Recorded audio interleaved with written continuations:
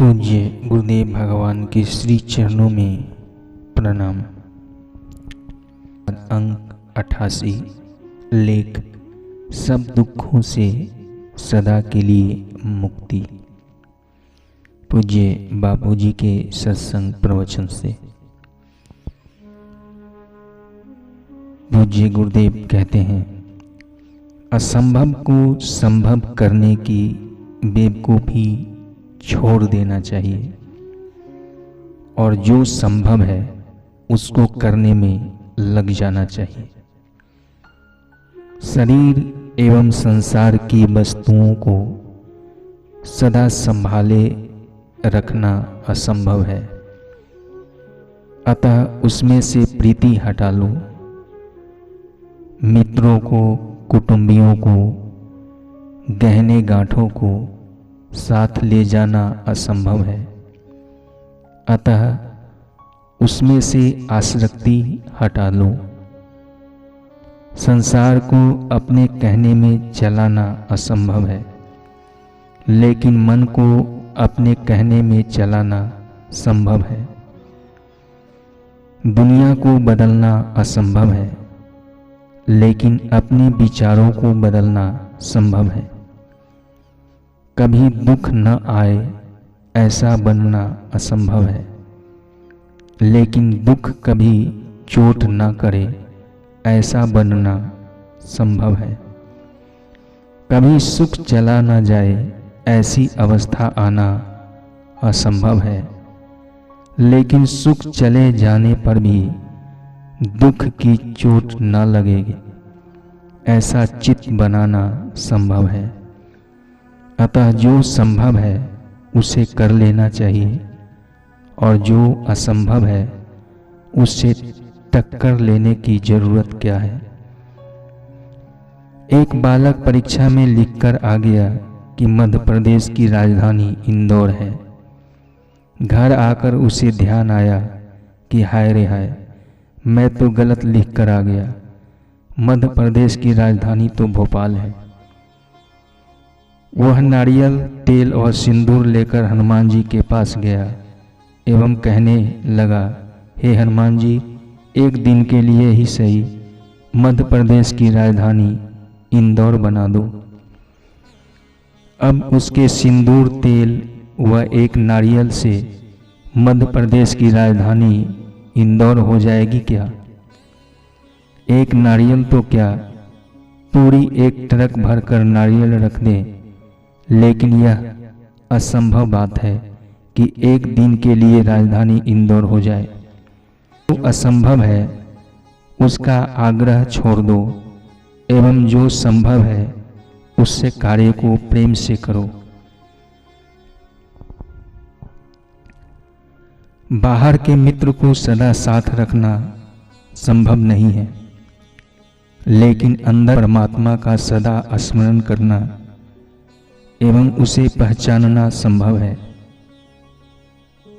बाहर के पति, पत्नी, परिवार, शरीर को साथ ले जाना संभव नहीं है, लेकिन मृत्यु के बाद भी जिस साथी का साथ नहीं छूटता उस साथी के साथ का ज्ञान हो जाना, उस साथी से प्रीति हो जाना, यह संभव है। एक होती है वासना जो हमें असंभव को संभव करने में लगाती है। संसार में सदा सुखी रहना असंभव है, लेकिन आदमी संसार में सदा सुखी रहने के लिए मेहनत करता रहता है।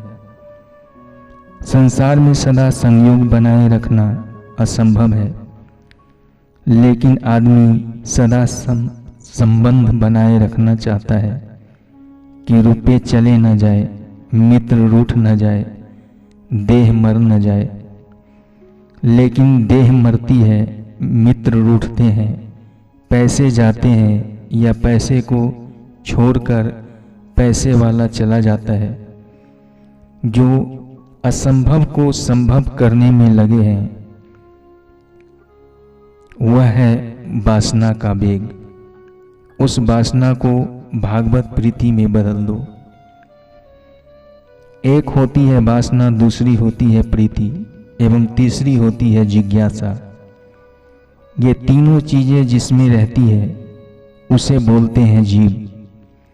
यदि जीव को अच्छा संग मिल जाए, अच्छी दिशा मिल जाए, नियम और व्रत मिल जाए, तो धीरे धीरे असंभव में से वासना मिटती जाएगी, रोग मिटता जाता है, तो स्वास्थ्य अपने आप आता है। अंधेरा मिटता है तो प्रकाश अपने आप आता है। नासमझी मिटती है तो समझ अपने आप आ जाती है। ज्यों-ज्यों जप करेगा त्यों-त्यों मन पवित्र और सात्विक होगा। प्राणायाम करेगा तो बुद्धि शुद्ध होगी एवं शरीर स्वस्थ रहेगा, और सत्संग सुनेगा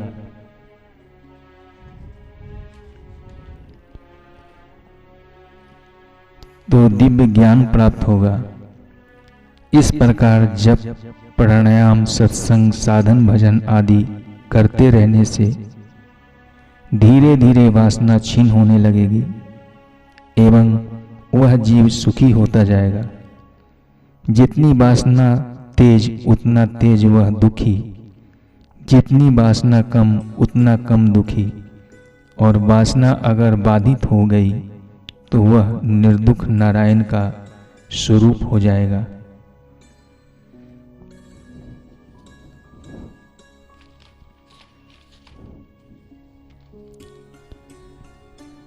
नियम व्रत के पालन से, धर्मानुकूल चेष्टा करने से वासना नियंत्रित होती है।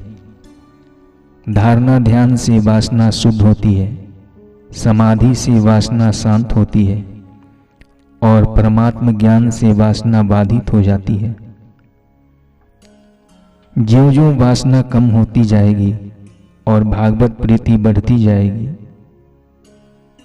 त्यों-त्यों जिज्ञासा उभरती जाएगी। जानने की इच्छा जागृत होगी कि वह कौन है जो सुख को भी देखता है और दुख को भी देखता है। वह कौन है जिसको मौत नहीं मार सकती।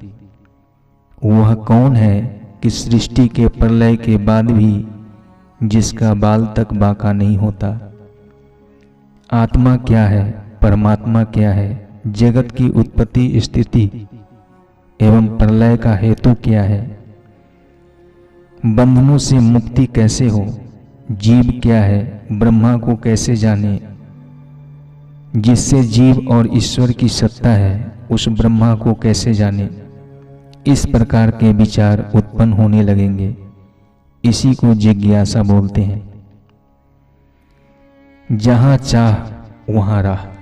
मनुष्य का जिस प्रकार का विचार और निर्णय होता है वह उसी प्रकार का कार्य करता है। अतः वासना पूर्ति के लिए जीवन को खपाना उचित नहीं। वासना को निवृत्त करें। एक बार श्री रामकृष्ण परमहंस जी को बोस्की का कुर्ता एवं हीरे की अंगूठी पहनने की इच्छा हुई, साथ ही हुक्का पीने की भी। उन्होंने अपने एक शिष्य से तीनों चीजें मंगवाई। चीजें आ गई तब गंगा किनारे एक झाड़ी के आड़ में उन्होंने कुर्ता पहना, अंगूठी पहनी एवं हुक्के की कुछ फूंके ली और जोर से खिलखिलाकर हंस पड़े कि ले क्या मिला, अंगूठी पहनने से कितना सुख मिला, हुक्का पीने से क्या मिला। भोग भोगने से पहले जो स्थिति होती है, भोग भोगने के बाद वैसे ही या उससे भी बदतर हो जाती है। इस प्रकार उन्होंने अपने मन को समझाया। वासना से मन उपराम हुआ। रामकृष्ण परमहंस प्रसन्न हुए, अंगूठी गंगा में फेंक दी, हुक्का लुढ़का दिया और कुर्ता फाड़ कर फेंक दी। शिष्य छिपकर यह सब देख रहा था। बोला, गुरुजी यह क्या? रामकृष्ण, रात्रि को स्वप्न में कि मैंने ऐसा ऐसा पहना है। अब चेतन मन में छुपी हुई वासना थी, वह वासना कहीं दूसरे जन्म में न ले जाए, इसलिए वासना से निवृत्त होने के लिए सावधानी से मैंने यह उपक्रम कर लिया।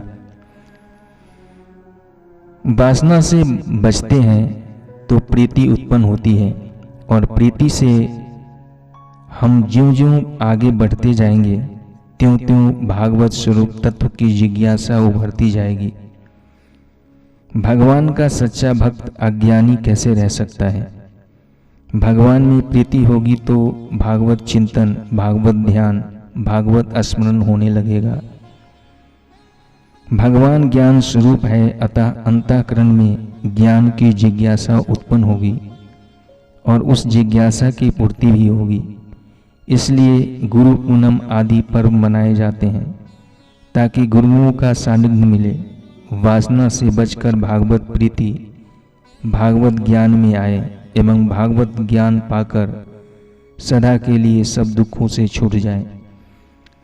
वासना की चीजें अनेक हो सकती हैं, लेकिन मांग सबकी एक ही होती है, और वह मांग है सब दुखों से सदा के लिए मुक्ति एवं परमानंद की प्राप्ति।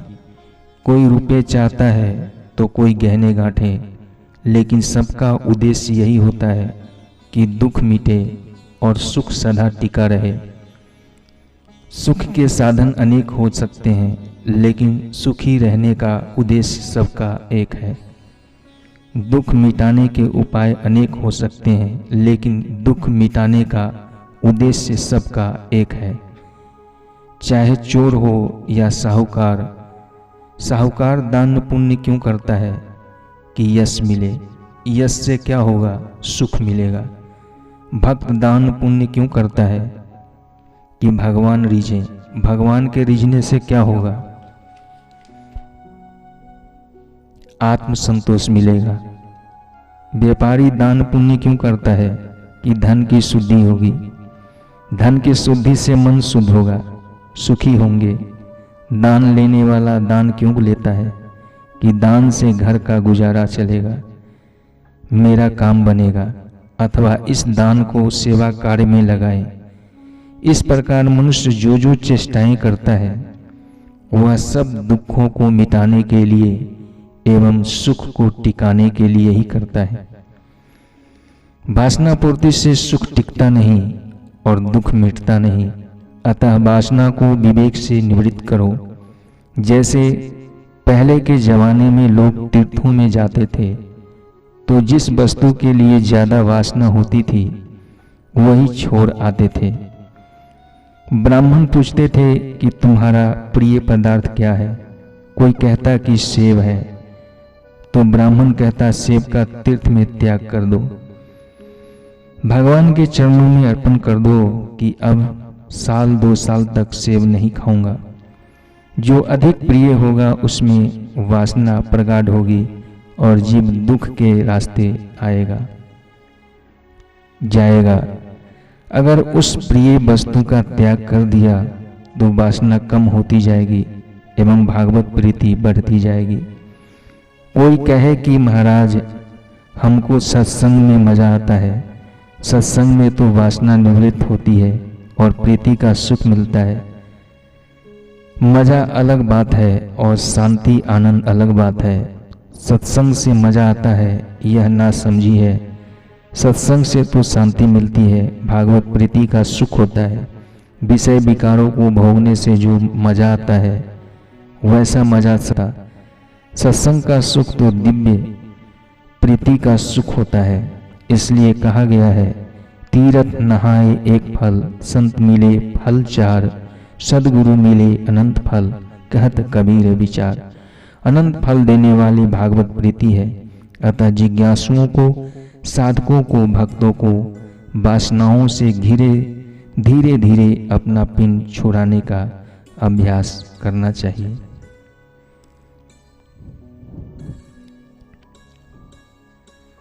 पूज्य गुरुदेव भगवान के श्री चरणों में प्रणाम।